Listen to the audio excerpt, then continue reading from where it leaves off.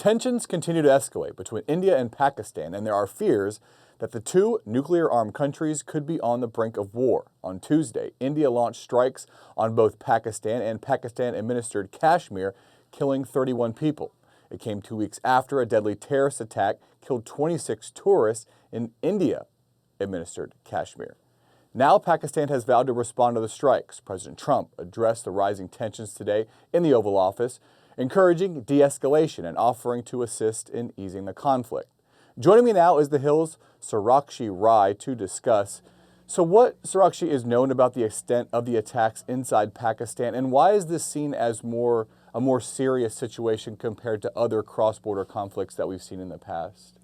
That's right, Drew. This is really an escalation of the conflict between India and Pakistan. Now, historically, those two countries have been at war for a very long time. Relations between the two countries have soured. They've been sour for many decades. The situation there doesn't really come as a surprise. But, these attacks that India launched yesterday, which they say were targeted strikes on terrorist infrastructure within Pakistan, was in retaliation to the terrorist attack in India in this town called Pahalgam in Kashmir that saw the death of 26 tourists. Those strikes on tourists by militants really left the country reeling.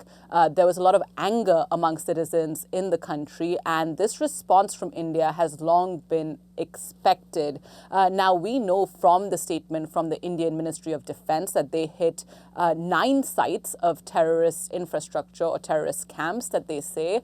They say that they took a measured approach, and this was in direct retaliation to what they say was a lack of Pakistani response to the terrorist attack in India. Now, India is calling this terrorist attack in Pahalgam, which took place on April 22nd, as the deadliest attack on Indian soil since the 2008 terror attacks in Mumbai that really saw, more than 200 deaths in that terror attack, and we saw, losses all over the world from nationals who were visiting in Bombay as well at that time.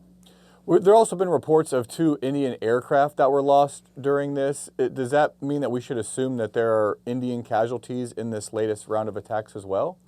That's right. Right now, it's speculation. We know that a French official was quoted as saying to CNN that they can confirm that one Rafale jet has been downed. Now, this would, if this is correct, this would be the first time a French jet has been downed in combat.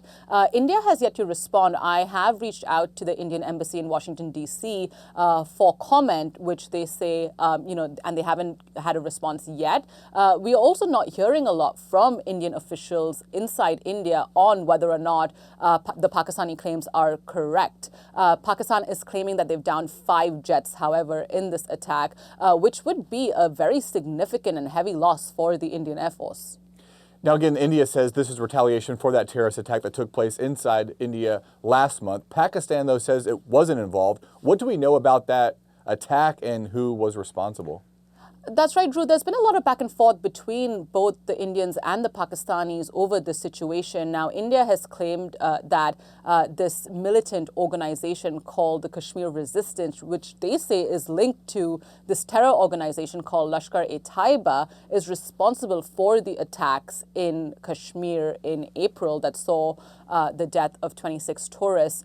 India has said that, they have intelligence that points specifically to this terrorist organization, Lashkar-e-Taiba, and they've said that they've shared this with their Pakistani counterparts. Now, Pakistan, for their response, have said that they are unaware. They are not behind any of these attacks on Indian soil. And they said that they have nothing to do with the situation, calling the Indian response to that terror attack as an act of war.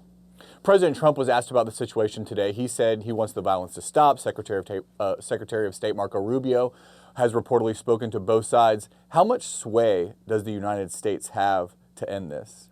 It's important to note that the U.S. doesn't have an ambassador in either India or Pakistan right now. Now, I spoke to Indian officials recently, and they said that, despite the lack of a U.S. ambassador in India, the lines of communication are still open and clear, and there haven't been any issues in terms of communications, at least on the Indian and U.S. side. Now, we know that Secretary of State Marco Rubio, who is now also the National Security Advisor, spoke with his Indian counterpart, his Indian National Security Advisor, Ajit Doval, shortly after the attack yesterday. And we also know that he spoke with India's Foreign Minister, Jaishankar, shortly after the April 22nd terrorist attack on Indian soil, where the Indians say that Rubio was briefed as to, the history of what they say is Pakistan-sponsored terrorism. We know that Rubio has also spoken to his Pakistani counterparts.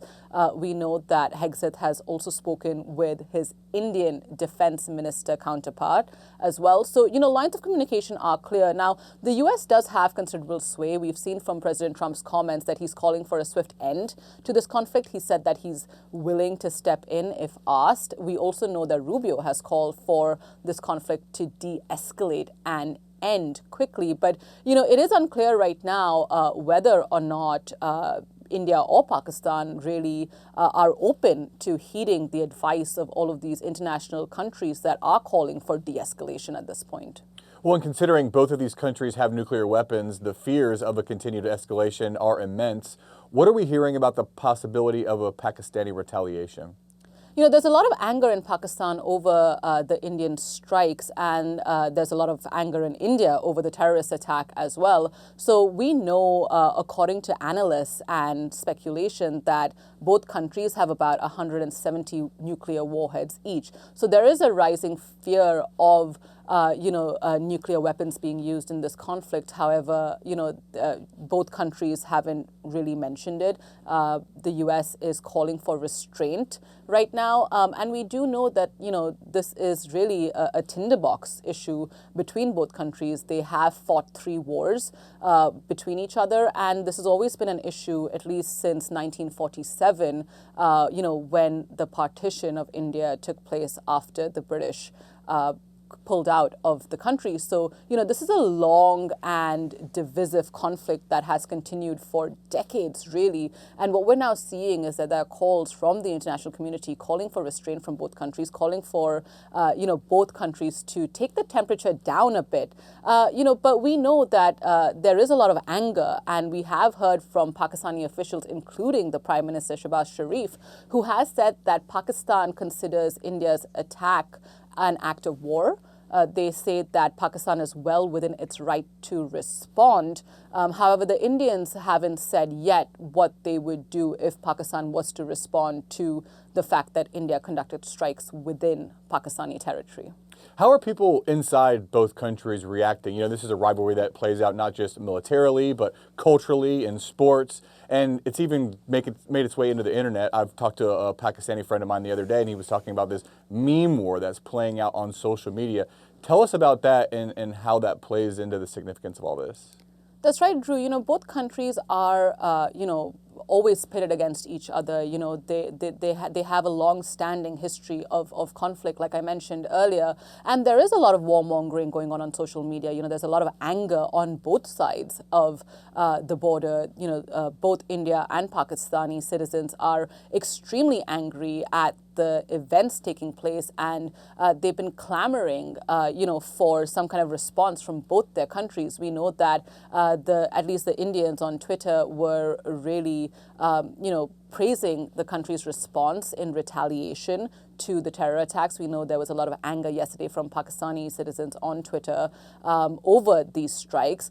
So it's really, a very tense situation, and we are seeing this play out, even in the UK, where there are some fears that, the UK has a large Indian and Pakistani diaspora that live there, and there are fears that, this could escalate even beyond India and Pakistan's borders internationally. So, there is a lot of talk on social media. It's really, a proxy war taking place on social media between the citizens of India and Pakistan right now, where both sides are pushing, their own country's narrative and their own points right now.